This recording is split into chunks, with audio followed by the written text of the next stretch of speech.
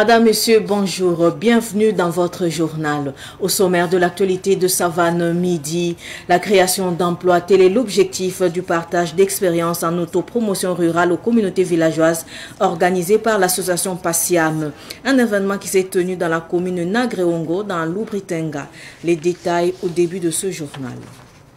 On assiste de plus en plus à la saisie des produits périmés et contrefaits impropres à la consommation. Ces produits vendus sur le marché national constituent un danger pour la santé. À qui la faute? Les citoyens burkinabés se prononcent sur cette situation. Vous en saurez davantage dans cette édition.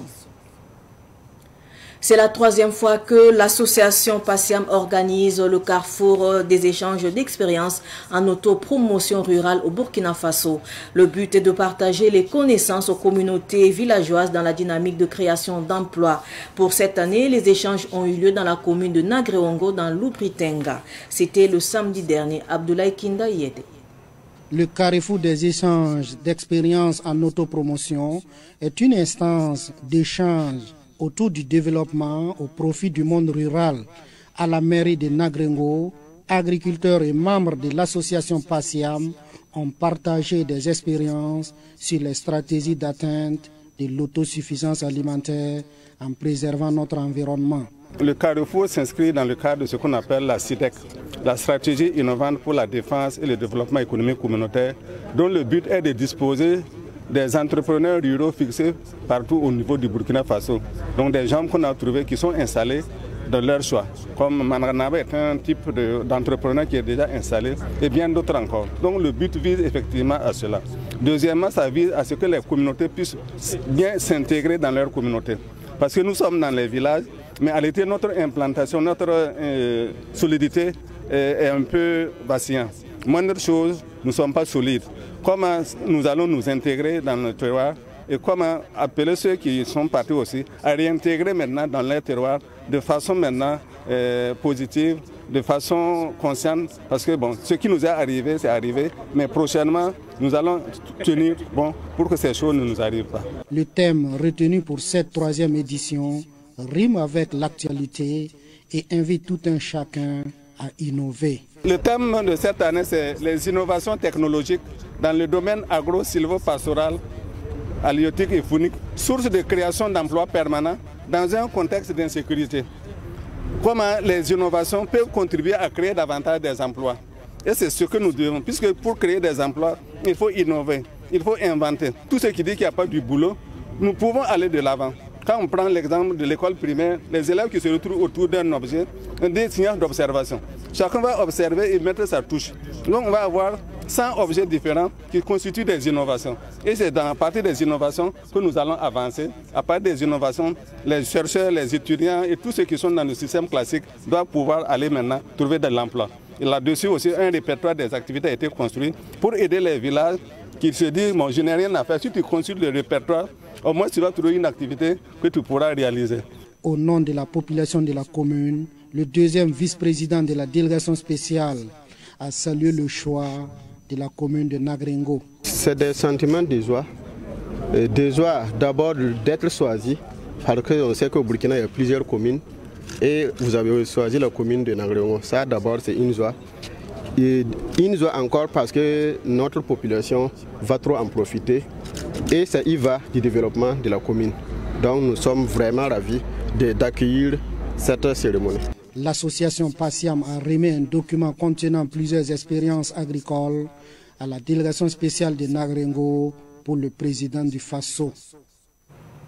Parlons à présent de santé. Le centre médico-chirurgical Dr Sedogo dans le centre-ouest a entrepris depuis janvier 2024 des opérations gratuites pour les enfants. Ces interventions permettent de réduire le nombre d'enfants en attente d'opération dans les hôpitaux de Ouagadougou.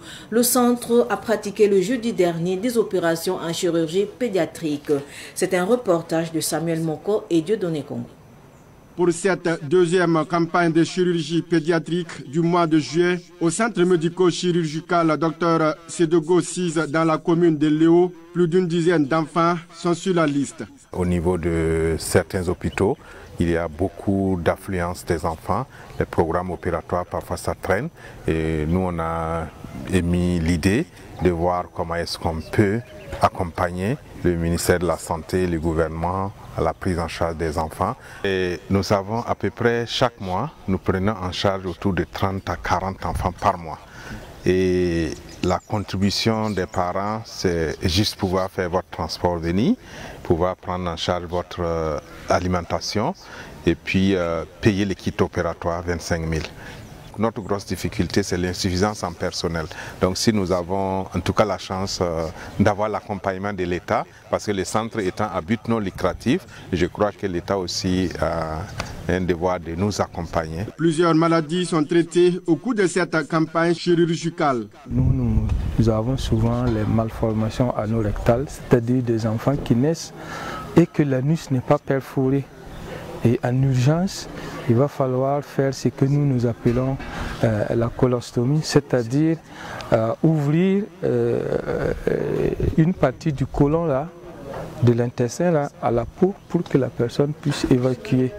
Et ensuite, on est amené à aller créer un anus là où il pourra faire caca comme tout le monde. Il y a plein d'autres malformations, notamment au niveau du sexe des enfants, surtout les garçons, qu'on appelle hypospadias.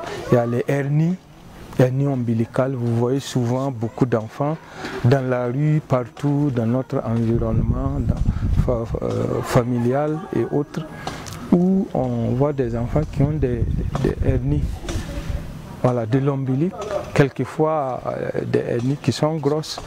Et ça peut s'étrangler. S'étrangler, ça veut dire que les intestins sortent, mais n'arrivent plus à rentrer. Et ça devient une urgence. Il y a les hernies inguinales aussi, beaucoup plus chez les garçons que chez les filles. Il y en a également chez les filles, mais beaucoup plus chez les garçons. Donc il y a toutes ces interventions que nous réalisons ici. Il y a aussi les déviations des axes des membres.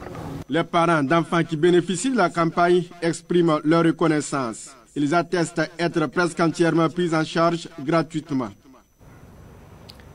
La Miss Golden Tea International a organisé le samedi dernier une session de formation et de sensibilisation sur le cancer du sein. Dans le quartier Yagma, Ida Oriane Dabré a apporté des connaissances aux femmes pour mieux comprendre et combattre le cancer du sein. C'est un reportage de Sidiki Kabri. Une centaine de femmes sont désormais outillées dans la prévention et la prise en charge du cancer du sein. Grâce à la Miss Golden Tea International, elles savent maintenant faire l'autodétection du cancer du sein et réagir comme le conseille le spécialiste de la santé. J'ai parlé de l'hérédité d'abord et il y a aussi l'âge qui est un facteur aussi à partir de 50 ans. Même si actuellement les jeunes filles de moins de 50 ans peuvent avoir le cancer. En termes de prévention, il y a l'autopalpation. Voilà, il y a le dépistage aussi qu'on fait. Cette campagne de sensibilisation et de formation, initiée par la Miss Golden Tea International, s'inscrit dans sa mission de Miss et dans son engagement de sauver des milliers de femmes. Miss Golden Tea, c'est en fait l'élection d'une ambassadrice de la lutte contre le cancer du sein qui va aller auprès des communautés pour pouvoir leur sensibiliser sur le cancer du sein et lutter contre la maladie. Donc, il y a plusieurs volets de la lutte, mais ce soir, nous avons choisi de venir dans un quartier périphérique de Ouagadougou. Nous sommes actuellement à Yagma avec nos mamans, nos sœurs, parce que nous jugeons qu'elles n'ont pas toujours l'accès à la sensibilisation par rapport à ceux qui sont plus en ville. Les bénéficiaires de la formation en sortent satisfaites. Ce qui m'a beaucoup motivée est qu'on entend le plus souvent parler de la maladie, qui vraiment est un tueur silencieux pour les femmes. Pour les femmes, souvent qui ne sont pas allées à l'école, qui ignorent vraiment que la maladie existe. Voilà, donc j'ai invité mes voisines pour les faire aussi prendre part de cette campagne En tout cas, vous avez participé à la campagne. Si on vous disait de lancer un message à celles qui n'ont pas pris sur cette campagne, c'est quoi? C'est de leur dire de venir. Miss Golden Tea International 2023 ne compte pas s'arrêter là. Forte de cette première initiative, elle envisage d'organiser d'autres activités pour plaider en faveur d'une meilleure prise en charge des malades. Je le disais également en titre, consommer des produits impropres à la consommation peut provoquer des maladies, alors que ces produits sont souvent vendus aux consommateurs sur le marché. Face à cette situation, qui peut-on accuser, les commerçants ou les autorités? Quelles peuvent être les conséquences de ces produits périmés ou contrefaits? Les réponses dans ce dossier signé Yacouba Kiamtore et Madina Touedrao. Depuis plusieurs mois, des produits impropres à la consommation ou périmés sont sur le marché et vendus aux consommateurs. La vente de ces produits périmés est non seulement un risque pour la santé publique, mais aussi une atteinte aux droits des consommateurs. Des pratiques pour lesquelles certains citoyens ouagalais pointent du doigt la mauvaise foi des commerçants. C'est la mauvaise foi des commerçants, puisque il y a certains même qui savent bel et bien que le produit qu'ils contiennent est périmé. Mais pour eux, ils préfèrent vendre aux populations que d'aller verser cela. Nous accusons plus les commerçants parce qu'eux, ils cherchent de l'argent, ils ne cherchent pas la santé de la population. Pourtant, la population, là, ce sont eux, leurs clients. Donc, si vous vendez quelque chose de mauvais à votre client, ça veut dire que le client ne sera plus là demain. Donc, ça fait moins de clients. Donc, nous allons faire appel à ces commerçants-là d'avoir une bonne volonté, de savoir que le Burkina, là, c'est pour nous tous. Quand vous voyez quelque chose qui va détruire la population, vous pouvez vous-même écarter la chose là avant même que le gouvernement ne soit là. Contrairement à ces citoyens, d'autres citoyens accusent le gouvernement. Selon eux, l'État n'accentue pas les contrôles dans les pharmacies et dans les alimentations. Je vais rejeter la faute là sur l'État. Parce que quand on parle de santé, la santé c'est quelque chose. C'est une chose très capitale. Donc tout produit que la population doit utiliser pour se soigner, moi je crois qu'il doit y avoir un contrôle avant la mise en vente de ces produits-là.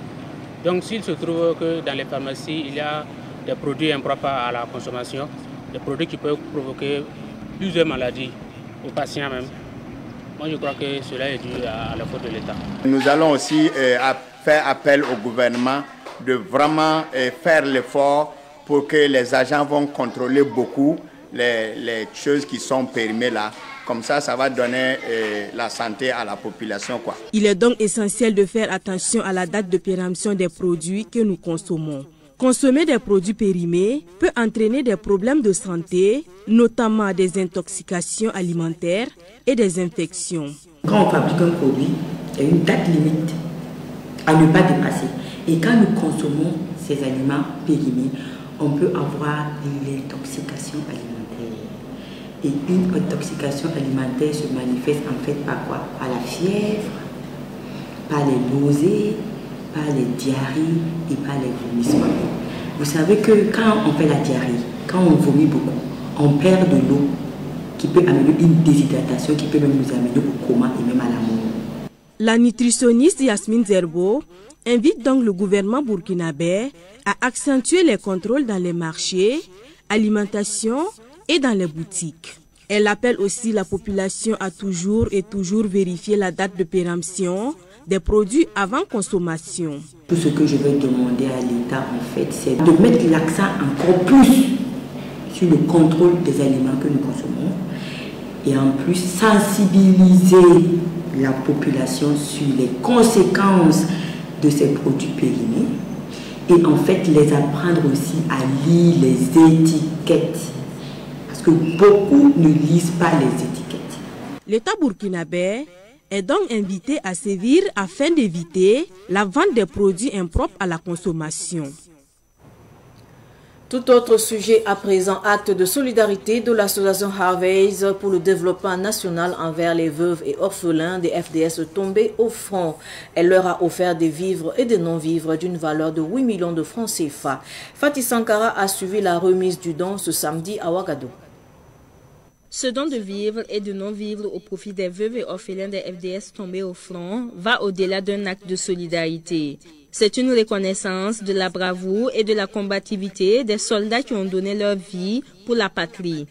À travers ce geste de solidarité, l'association Harveys pour le développement national invite les bonnes volontés à penser aux veuves et orphelins des FDS qui sont parfois dans le besoin. Et on a réfléchi par rapport à ces femmes et ces veuves, à ces orphelins.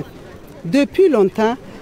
Ils sont même dans mon association, si je peux dire. Il y a d'autres qui sont dans mon association. Et c'est un cri de cœur. Chaque jour, c'est des pleurs. Chaque jour, vraiment, l'école n'a pas été payée. L'école n'a pas été payée totalement. Il y a des enfants même que je vous assure qui n'ont pas pu faire le BPC parce que la scolarité n'a pas tout été payée.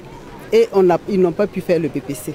Donc c'est déplorable. Quand j'ai pensé, j'ai réfléchi à tout ça, j'ai dit à mon équipe, j'ai dit, est-ce que nous n'allons pas essayer de faire un don, au moins pour venir en aide, au moins pour le repas, parce qu'on ne peut pas tout faire.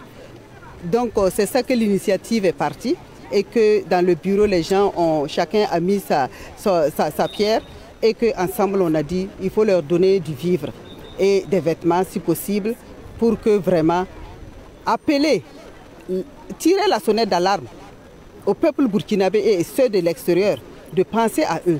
Ces vivres vont soulager les familles des FDS tombées au front qui ont traduit leur reconnaissance à la donatrice. Nous sommes très contents et nous voulons remercier Maman Panafricaine et ses collaborateurs d'avoir pensé à nous, à répondre à l'appel patriotique de son Excellence Ibrahim Traoré. J'ai entendu la maman dire que le don qu'elle nous a fait est peu, mais nous, on ne peut pas dire que c'est petit. C'est beaucoup, même si c'était un sac de riz qu'elle nous avait donné, nous, on était contentes. Parce que si tous les Burkinabés, toutes les associations sont à nous de telle sorte, avec un sac de riz, je crois que toutes les veuves et les orphelins seront épanouis. Le don d'une valeur de 8 millions de francs CFA est composé de 2 tonnes de riz, d'1 tonne de maïs, de vêtements et de couvertures pour matelas. L'association AVS pour le développement national existe depuis 15 ans maintenant. Le président du Faso, le capitaine Ibrahim Traoré, doit être élevé au rang de général ou de maréchal.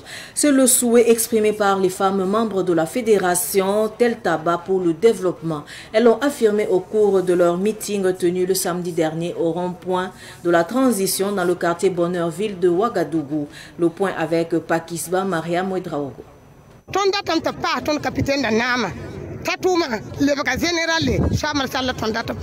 Au regard des efforts du président du Faso pour le retour de la sécurité, les femmes de la fédération Tel Taba se sont mobilisées pour donner de la voix. Pour elles, le président doit être élevé au rang de général ou maréchal. Ces femmes disent être prêtes à se dresser contre quiconque tentera de ralentir ou freiner l'élan du président du Faso. Tous les Burkinabés de bonne foi sont désormais convaincus de notre pays sur la voie de la libération totale. Et c'est au regard de la montée en puissance de notre armée.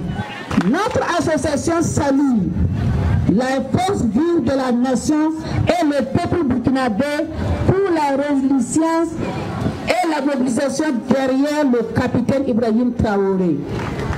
Nous restons mobilisés pour la victoire finale avec le président du Faso, le capitaine Ibrahim Traoré. Nous encourageons le capitaine à continuer sa mission car nous sommes engagés avec lui. Nous mettons aussi en garde les ennemis internes et externes de notre pays. Nous n'allons plus avoir pitié pour les traiter.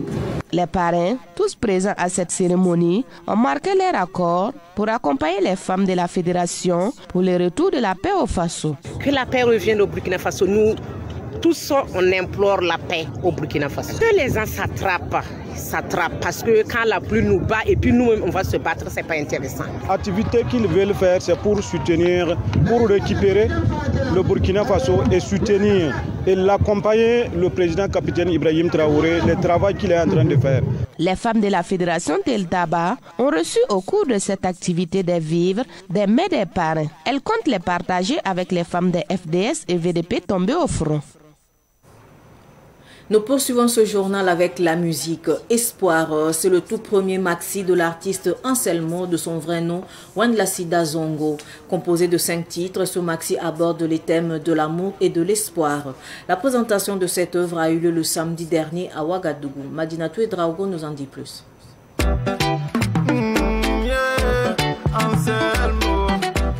Natif de Koudougou, l'artiste Anselmo fait ses premiers pas dans la musique avec son tout premier maxi appelé Espoir. Dans ce maxi, il aborde les thèmes de l'amour et de l'espoir. Parmi ses titres, Nongara Loye. Nongara Loye, Rahim Loye. Nongara Basmie Fo Balamda. Et Je porte ma croix. Le passé est passé, maintenant le futur est devant. Beaucoup plus d'amour parce que dans la société, il faut vivre dans l'amour. Et puis on a besoin d'amour, tout le monde. Ainsi que moi, ainsi que vous qui êtes là. Il faut vivre dans la cohésion sociale. Et pour vivre dans la cohésion sociale, il faut l'amour. C'est pour ça que j'aborde les thématiques de l'amour. Mon ambition, c'est comme tout le monde, hein. C'est devenir le top. Mais pas pour arriver là où j'espère arriver. Le maxi Espoir de l'artiste Anselmo est disponible en clé USB et sur sa chaîne YouTube. J'y arriverai et j'y arriverai, je réaliserai mes rêves. Actualité sportive de cette édition, fin de formation pour les 30 arbitres membres de la FIFA, une formation qui leur a permis de renforcer leurs connaissances. La session de formation a eu lieu le week-end dernier à Ouagadougou en présence de Ruben Wilson Kodjo. Ils sont au nombre de 30 arbitres d'élite à prendre part à cette formation des membres de la FIFA MA. En 5 jours de stage, ils ont acquis de nouvelles connaissances qui leur seront bénéfiques aussi bien au niveau national qu'international. Nous venons de sortir d'un stage de 5 jours bien accompli, au cours duquel nous avons beaucoup appris et nous pensons que nos connaissances se sont améliorées considérablement et cela normalement devait se sentir dans nos prestations sur le terrain. Naturellement, améliorer nos performances sur le terrain parce que l'arbitrage, il y a les aspects théoriques, il y a aussi les aspects pratiques.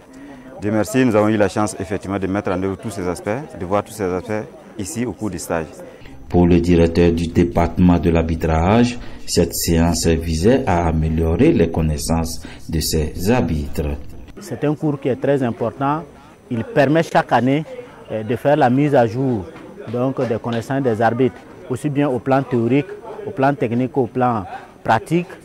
Et au cours de ce cours, on revient généralement sur les modifications apportées aux lois du jeu et en tout cas tous les nouveaux concepts donc, que la FIFA veut faire ventiler dans les différents pays au niveau donc, de l'arbitrage. Plusieurs modules ont été abordés au cours de cette formation. Il y a eu divers modules. Il y a eu la faute tactique, la faute de main, le challenge, et le hors-jeu. Voilà. Et puis on a terminé par la VAR basique. Et on a eu à mener aussi des activités sur le terrain, sur donc, les incidents aux abords de la surface de réparation. Hein, et puis les fautes. Le niveau est bon et c'est ici qu'on s'en est vraiment rendu compte. D'abord par leur participation, par les réponses aux questions, par leur activité physique sur le terrain, parce que quand on les voit arbitrer et puis mettre en pratique les lois du jeu, on se dit on peut se faire aisément une idée sur voilà, le niveau. Et je peux dire, affirmer en tout cas que le niveau, en tout cas les élites est bon. À la fin de la formation, les 30 arbitres d'élite ont tous reçu des attestations de participation. Après ces cours, les restitutions seront organisées pour permettre à tous les arbitres de s'imprégner de ces nouvelles connaissances. Et pour clore ce journal, la Gendarmerie nationale du Burkina est championne de la première édition du tournoi Maracana Windfall International SARL. La finale s'est jouée le samedi dernier à Ouagadougou. Les détails avec Samuel Moko et Richard Kaboré.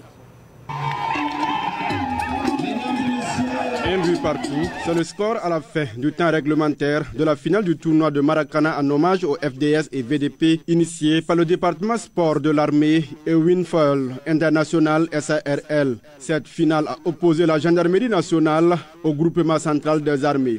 Les deux équipes ont dû se départager au tir au but. 5 tirs cadrés par la gendarmerie et 4 tirs cadrés par le groupement central des armées. Oui, nous sommes vraiment contents d'avoir pris part à cette première édition en hommage des FDS et des VDP.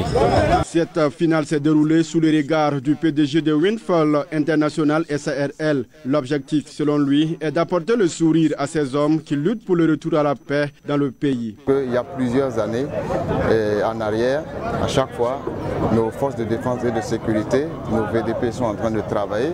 Il faut qu'ils aient un temps pour pouvoir tout simplement se déstresser, pour pouvoir tout simplement se reposer et repartir sur les fronts avec bien sûr de la vigueur qu'il faut. Mais au-delà de ça, il faut dire qu'il y a une cohésion qui est là, mais c'est pour beaucoup plus renfermir cette cohésion-là et permettre à Windfall aussi, bien sûr si la paix revient, de pouvoir s'exploser parce que sans paix, il n'y a pas d'activité. Pour le chef d'état-major général des armées, personne ne perd puisque ce tournoi permet de renforcer la cohésion sociale au sein des FDS et VDP. L'objectif de cette compétition, c'est vraiment raffermir le sport au sein des forces armées nationales, des forces de sécurité, des VDP et des personnels civils. L'objectif majeur visé, c'est la cohésion. Il y a déjà une bonne cohésion et nous voulons renforcer cette cohésion pour qu'ensemble, nous puissions pousser vers des victoires dans le cadre de la lutte contre le terrorisme. Nous ne sommes qu'à notre première compétition cette année et nous comptons en faire beaucoup avant la fin de l'année. Donc toute bonne personne, toute organisation et tous ceux qui peuvent participer à l'émancipation et au développement de ces activités sont la bienvenue pour que nous puissions en tout cas aller ensemble, main dans la main, dans les activités que nous menons et dans l'activité phare et majeure que nous conduisons actuellement qui est la guerre contre le terrorisme. Après la gendarmerie nationale, le groupement central des armées vient en deuxième position et l'équipe des commerçants de Ouagadougou en troisième position. L'armée de terre occupe la 4e place du classement. Ainsi prend fin ce journal. Merci de nous rester fidèles. Au revoir.